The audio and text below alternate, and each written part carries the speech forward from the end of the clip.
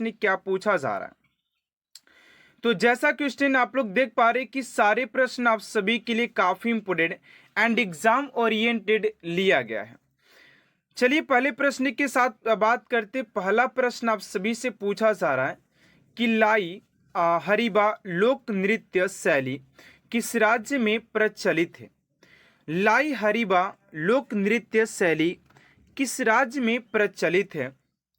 Option number A का हो जाएगा असम, बी में मणिपुर, सी में मिजोरम और डी में नागालैंड। तो इस क्वेश्चन का जो राइट आंसर हो जाएगा आप सभी का ऑप्शन नंबर बी यानी कि मणिपुर इज राइट आंसर हो जाएगा। चलिए मणिपुर की बात करें, मणिपुर के जो राजधानी हो जाएगी आपसी की इम्फाल हो जाएगा, ठीक है ना। चलिए अगले प्रश्न की ओर बात करते हैं। आप सभी का अगला जो प्रश्न पूछा जा रहा है कि विश्व की सबसे ऊंचाई पर स्थित झील कौन सा है। विश्व की सबसे ऊंचाई पर स्थित झील कौन सा है। ऑप्शन नंबर ए में है टीटीकामा झील, बी में सिटी सिक्रू, सी में रुडोल्फ और डी में एडवर्ड। देखिए आप लोगों से ज्योग्राफी के अच्छे खासे प्रश्न एग्जाम में पूछे जाते, ठीक है ना। तो राइट आंसर हो जाएगा आप सभी का ऑप्शन नंबर ए यानी कि टीटीकाका झील आप सभी के सबसे ऊंचाई पर स्थित हो जाएगा। अब आप लोगों को कमेंट बॉक्स में यहाँ पर बताना है कि आप लोगों के जो है कि मीठे पानी का झील कौन सा है, सबसे गहरा झील कौन सा है, विश्व का सबसे बड़ा झील कौन सा है और विश्व का सबसे छोटा झील कौन सा है। ये चारों प्रश्न के आंसर आप सभी को कमेंट बॉक्स में देना है, ठीक है ना। चलिए अगले प्रश्न की ओर बात करते हैं। आप सभी का अगला प्रश्न है थर्ड नंबर प्रश्न यहाँ पर पूछा जा रहा है कि निम्नलिखित में से कौन सा महाद्वीप नई दुनिया के नाम से जाना जाता है। निम्नलिखित में से कौन सा महाद्वीप नई दुनिया के नाम से जाना जाता है।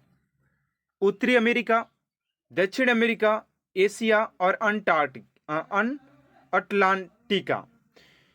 तो थर्ड का जो राइट आंसर हो जाएगा आप सभी का उत्तरी अमेरिका, जो कि नई दुनिया के नाम से जाना जाता है। अगर सबसे बड़े महाद्वीपों की बात करें तो आपसे कि एशिया महाद्वीप हो जाएगा, सबसे छोटे की बात करें तो ऑस्ट्रेलिया हो जाएगा, ठीक है ना। चलिए अगले प्रश्न की ओर बात करते हैं। उससे पहले आप सभी से एक छोटा सा रिक्वेस्ट है कि स्टूडेंट अगर अभी तक आप सभी हमारे चैनल को सब्सक्राइब नहीं किए हैं तो प्लीज स्टूडेंट चैनल को सब्सक्राइब कर साथ साथ बेल आइकन को प्रेस कर दीजिएगा ताकि ऐसा मोस्ट इंपोर्टेंट क्लास स्टूडेंट आप तक सबसे जल्द पहुंचते रहे, ठीक है ना। क्योंकि ये क्लास आप सभी के लिए डेली बेहतर से बेहतरीन करने का प्रयास करता है और सिलेक्शन की ओर ले जाने का कोशिश करता है, ठीक है ना। चलिए अगले प्रश्न की ओर बात करते हैं। आप सभी का 4 नंबर प्रश्न क्या पूछा जा रहा है। तो 4 नंबर प्रश्न आप सभी से पूछा जा रहा है कि सैंधव सभ्यता की ईंटों का अलंकरण किस स्थान से मिला है। सैंधव सभ्यता के ईंटों का अलंकरण किस स्थान से मिला है। तो 4 का राइट आंसर हो जाएगा आप सभी का कालीबंगा ऑप्शन नंबर ए आप सभी का राइट आंसर हो जाएगा। चलिए अगले प्रश्न की ओर बात कर लेते हैं। आप सभी का 5 नंबर प्रश्न क्या है। कह रहा है कि अशोक ने अपने सभी अभिलेखों में एक रूपता से किस प्रकृति का प्रयोग किया है। अशोक ने अपने सभी अभिलेखों में एक रूपता से किस प्रकृति का प्रयोग किया है। तो 5 का जो राइट आंसर हो जाएगा आप सभी का ऑप्शन नंबर ए यानी कि अर्ध मागधी ऑप्शन नंबर ए आप सभी का राइट आंसर हो जाएगा। चलिए अगले प्रश्न की ओर बात करते हैं। आप सभी का 6 नंबर प्रश्न है कि गांधी जी ने वर्ष में अहमदाबाद में सूती मिल श्रमिकों को साथ लेकर एक सत्याग्रह का आयोजन किया था, कितने में किया था। 1918, 1915, 1929 या 1921। तो 6 का राइट आंसर हो जाएगा आप सभी का 1918 में। ऑप्शन नंबर ए स्टूडेंट आप सभी का राइट आंसर हो जाएगा। चलिए अगले प्रश्न की ओर बात करते हैं। आप सभी का अगला प्रश्न क्या है, 7 नंबर क्या पूछा जा रहा है। कह रहे कि निम्नलिखित में से किस महासागर में टोरेस जलडमरू मध्य स्थित है। किस महासागर में टोरेस जल डमरू मध्य स्थित है। तो 7 का हो जाएगा आप सभी का ए, यानी कि प्रशांत महासागर हो जाएगा। प्रशांत महासागर ऑप्शन नंबर ए आप सभी का राइट आंसर हो जाएगा, प्रशांत महासागर। चलिए अगले प्रश्न की ओर बात करते हैं। 8 नंबर प्रश्न है कि वार्षिक जल सूरज कुंड शिल्प मेले की मेजबानी निम्नलिखित में से कौन सा राज्य करता है? वार्षिक सूरज कुंड शिल्प मेले की मेजबानी निम्नलिखित में से कौन सा राज्य करता है? तो 8 का जो राइट आंसर हो जाएगा आप सभी का ऑप्शन नंबर ए, यानी कि हरियाणा हो जाएगा। हरियाणा ऑप्शन नंबर ए आप सभी का राइट आंसर हो जाएगा। चलिए अगले प्रश्न की ओर बात करते हैं, और चैनल को सब्सक्राइब कर वीडियो को लाइक कर दीजिएगा, ठीक है ना। और कमेंट बॉक्स में जरूर बताइएगा कि आप सभी को ये क्लास कैसा लगता है। चलिए अगले प्रश्न की ओर बात करते हैं। 9 नंबर प्रश्न है। यहाँ पर कुछ स्टूडेंटों को डाउट था कि सर आखिर हम लोग एसएससी एमटीएस के लिए कौन से बुक परचेस कर सकते हैं, जीएसओ या जीके या जीएस के लिए। तो मैं आप सभी को उस पर थोड़ा सा बात करना चाहूँगा कि आप लोग अगर एसएससी एमटीएस की तैयारी करें, उस वर्दी को पाना भी चाहते हैं, तो आप सभी के लिए बेस्ट बुक कौन सा होने वाला मैं आप सभी को बताऊँगा अभी, ठीक है। थोड़ा सा वेट करिएगा, उसके ऊपर मैं थोड़ा सा बात करने वाला हूँ। अगला प्रश्न है कि NR era of darkness the British empire in India नामक पुस्तक की लेखक या लेखिका कौन है? तो 9 का राइट आंसर हो जाएगा आप सभी का Arun Jaitley. Option number D आप सभी का राइट आंसर हो जाएगा। चलिए अगले प्रश्न की ओर बात करते हैं। आप सभी का 10 नंबर प्रश्न है कि टेबल टेनिस की उत्पत्ति कहाँ हुई थी? टेबल टेनिस की उत्पत्ति कहाँ पर हुई थी? इंग्लैंड, बी में जापान, सी में भारत और डी में है चीन। तो टेबल टेनिस की बात करें तो आप सभी के 10 का जो राइट आंसर हो जाएगा, तो 10 का जो राइट आंसर हो जाएगा आप सभी का टेबल टेनिस की अगर उत्पत्ति की बात करें यार, तो टेबल टेनिस के लिए तो आप सभी के टेबल टेनिस ये तो यार यहाँ पर चीन होना चाहिए। 10 का आंसर में चीन होना चाहिए, यहाँ पर इंग्लैंड दिया हुआ है। थोड़ा सा इस क्वेश्चन पर हम बात करेंगे, ठीक है ना, क्योंकि यहाँ पर टेबल टेनिस की जो उत्पत्ति हुई थी यहाँ पर दिया इंग्लैंड, लेकिन जो प्रिय खेल है वो तो चीन का है, चीन के लोग टेबल टेनिस खेलते हैं, ठीक है ना। चलिए अगले प्रश्न की ओर बात करते हैं। अगर आप सभी को कन्फर्म हो तो आप लोग प्लीज कमेंट बॉक्स में बताइएगा, ठीक है ना। अगला प्रश्न है कि ताजमहल आगरा शहर में किस नदी के तट पर स्थित है? ताजमहल आगरा शहर में किस नदी के तट पर स्थित है? 11 का हो जाएगा आप सभी का डी, यानी कि यमुना नदी के तट पर हो जाएगा, यमुना नदी के किनारे। ऑप्शन नंबर डी आप सभी का राइट आंसर हो जाएगा। चलिए अगले प्रश्न की ओर बात करते हैं। आप सभी का 12 नंबर प्रश्न है कि किसी देश के भीतर उत्पादित सभी अंतिम वस्तुओं और सेवाओं के मूल्य को क्या कहा जाता है? किसी देश के भीतर उत्पादित सभी अंतिम वस्तुओं और सेवाओं के मूल्य को क्या कहा जाता है? तो 12 का हो जाएगा आप सभी का GDP. Option number A GDP कहा जाता है, जीडीपी। चलिए अगले प्रश्न की ओर बात कर लेते हैं। आप सभी का अगला प्रश्न पूछा जा रहा है 13 नंबर प्रश्न कर रहा है कि सिंधु नदी सभ्यता सिंधु नदी के अनुसार भारत सिंधु नदी प्रमाणित का कितना पानी इस्तेमाल कर सकता है? तो 13 का जाएगा आप सभी का बी, यानी कि 20% हो जाएगा। अगला प्रश्न है कि निम्नलिखित में से कौन सी नृत्य शैली शास्त्रीय नृत्य शैली नहीं है?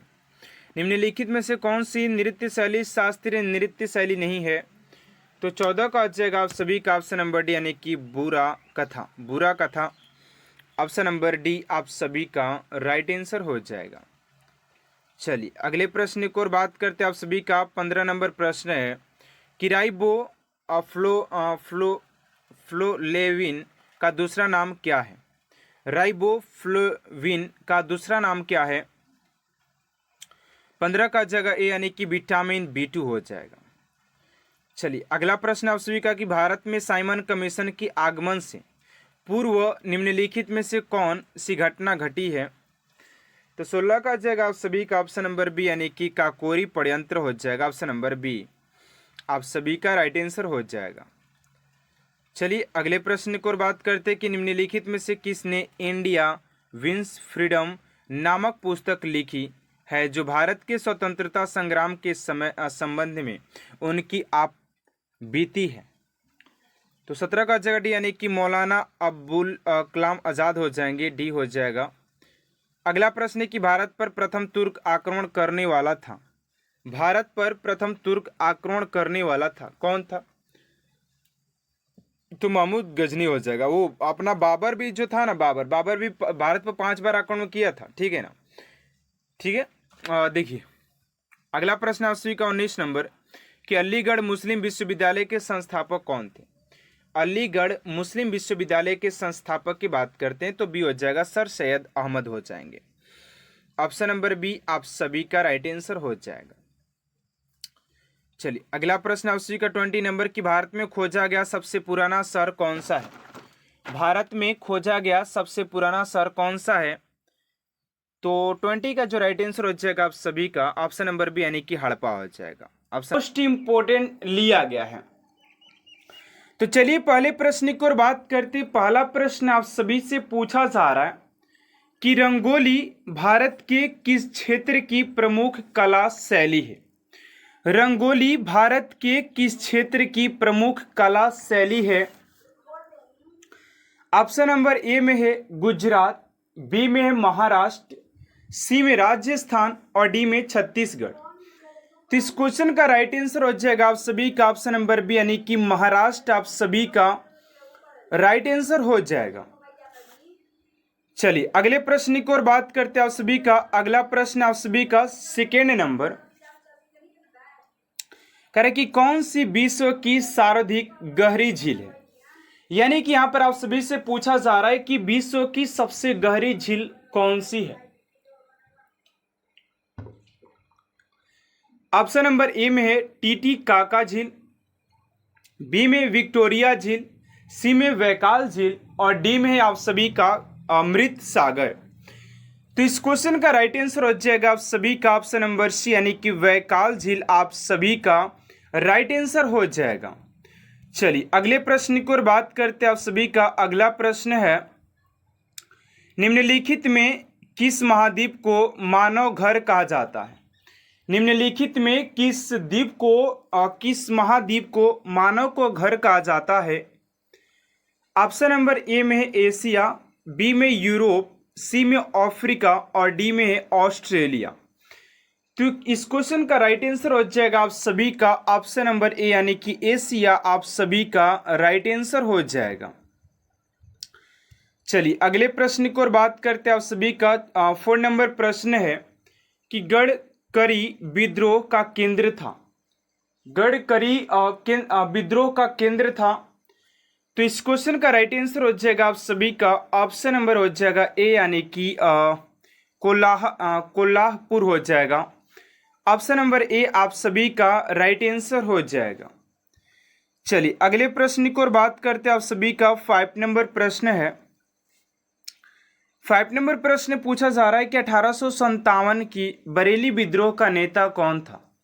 1857 की बरेली विद्रोह का नेता कौन था? ऑप्शन नंबर ए में कुंवर सिंह, बी में मौलवी अहमदुल्ला शाह, सी में बीरसीस कादिर और डी में खान बहादुर खान।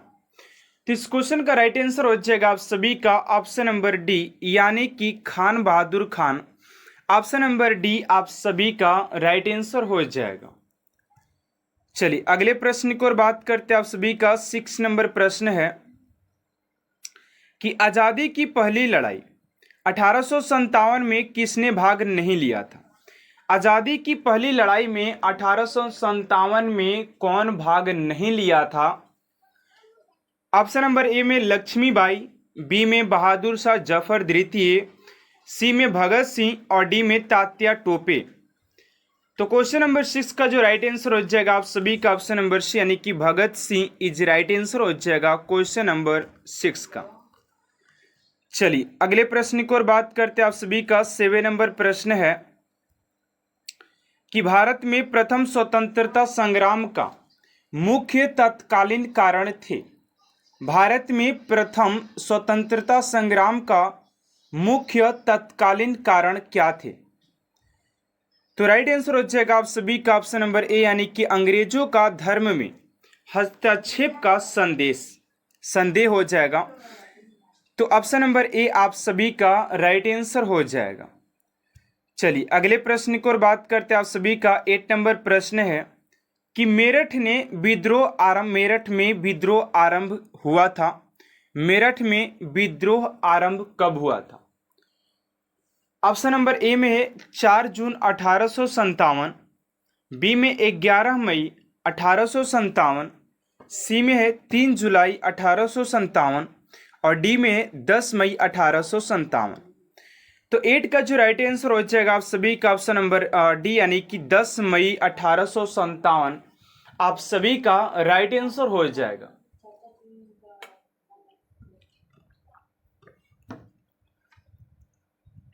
चलिए अगले प्रश्न की ओर बात करते हैं। आप सभी का 9 नंबर प्रश्न है कि भूदान आंदोलन किसने प्रारंभ किया था?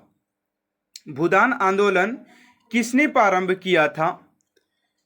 ऑप्शन नंबर ए में जयप्रकाश नारायण, बी में विनोबा भावे, सी में राम मनोहर लोहिया और डी में है महात्मा गांधी। तो 9 का राइट आंसर हो जाएगा आप सभी का ऑप्शन नंबर बी, यानी कि Vinoba Bhave. Option number B आप सभी का राइट आंसर हो जाएगा। चलिए अगले प्रश्न की ओर बात करते हैं। आप सभी का अगला प्रश्न है कि भारत का राष्ट्रीय ध्वज का डिजाइन किसने तैयार किया था? भारत का राष्ट्रीय ध्वज का डिजाइन किसने तैयार किया था? तो 10 का जो राइट आंसर हो जाएगा आप सभी का पिंगलाई वेकिया। ऑप्शन नंबर ए आप सभी का राइट आंसर हो जाएगा। चलिए अगले प्रश्न की ओर बात करते हैं। आप सभी का 11 नंबर प्रश्न है कि 27 दिसंबर 1911 में पहली बार जन गण मन कहाँ पर गाई गई थी? तो 11 का जो राइट आंसर हो जाएगा आप सभी का ऑप्शन नंबर बी, यानी कि कोलकाता। ऑप्शन नंबर बी आप सभी का राइट आंसर हो जाएगा। अगला प्रश्न आप सभी का कि भारत में पहला समाचार पत्र किसने शुरुआत किया था? तो पहले समाचार पत्र की शुरुआत की बात करते तो जेम्स हिकी हो जाएगा। Option number C. चलिए अगले प्रश्न की ओर बात करते हैं। आप सभी का अगला प्रश्न क्या है? एंड स्टूडेंट अगले प्रश्न की ओर बढ़ने से पहले आप सभी से एक छोटा सा रिक्वेस्ट है कि आप सभी अभी तक आप मेरे चैनल को सब्सक्राइब नहीं किए तो प्लीज़ स्टूडेंट चैनल को सब्सक्राइब कर साथ साथ बेल आइकन को प्रेस कर दीजिएगा ताकि ऐसा मोस्ट इंपोर्टेंट क्लास स्टूडेंट आप तक सबसे जल्द पहुंचते रहे। अगला प्रश्न है कि पोस्ट ऑफिस के लेखक कौन है? पोस्ट ऑफिस के लेखक कौन है? तो 13 का हो जाएगा आप सभी का डी, यानी कि रविंद्रनाथ टैगोर हो जाएंगे। अगला प्रश्न है कि अवध का अंतिम नवाब कौन था? अवध का अंतिम नवाब कौन था? तो राइट आंसर हो जाएगा बी, यानी कि Wajid Ali Shah. Option number B आप सभी का राइट आंसर हो जाएगा। चलिए अगला प्रश्न आप सभी का कि शेख सलीम चिश्ती का मकबरा कहाँ पर है? शेख सलीम चिश्ती का मकबरा कहाँ पर है? तो 15 का हो जाएगा बी, यानी कि Fatehpur Sikri. Option number B आप सभी का राइट आंसर हो जाएगा। चलिए अगला प्रश्न है आप सभी का कि निजामुद्दीन औलिया का जन्म कहाँ हुआ था? निजामुद्दीन औलिया का जन्म कहाँ पर हुआ था? 16 का हो जाएगा आप सभी का सी, यानी कि बदायूं हो जाएगा। ऑप्शन नंबर सी आप सभी का राइट आंसर हो जाएगा। चलिए नेक्स्ट प्रश्न की ओर बात करते हैं। आप सभी का अगला प्रश्न क्या दिया गया है? कह रहा कि 1857 के विद्रोह में कानपुर में सैनिकों का नेतृत्व किसने किया था? 1857 के विद्रोह में कानपुर में सैनिकों का नेतृत्व किसने किया था? तो 17 का जो राइट आंसर हो जाएगा Tatya Tope. Option number D हो जाएगा तात्या टोपे आप सभी का राइट आंसर हो जाएगा। चलिए अगला प्रश्न आप सभी का कि यह पहला भारतीय सिपाही कौन था जिसने चर्बी वाले कारतूस का प्रयोग करने से इनकार कर दिया था। वो पहला भारतीय सिपाही कौन था जो कि चर्बी वाले कारतूस को प्रयोग करने से इनकार कर दिया था। तो राइट आंसर हो जाएगा आप सभी का ऑप्शन नंबर डी, यानी कि Mangal Pandey. Option number D आप सभी का राइट आंसर हो जाएगा। चलिए अगले प्रश्न की ओर बात करते हैं आप सभी का। अगला प्रश्न क्या पूछा जा रहा है? अगला प्रश्न कह रहा है कि दिल्ली के अंतिम मुगल बादशाह थे। दिल्ली के अंतिम मुगल बादशाह कौन थे? तो इस क्वेश्चन का जो राइट आंसर हो जाएगा आप सभी का ऑप्शन नंबर सी, यानी कि Bahadur Shah Zafar. Option number C आप सभी का राइट आंसर हो जाएगा। चलिए अगला प्रश्न आपसे 20 नंबर की चोल राजाओं ने किस धर्म को संरक्षण प्रदान किया था? चोल राजाओं ने किस धर्म को संरक्षण प्रदान किया था?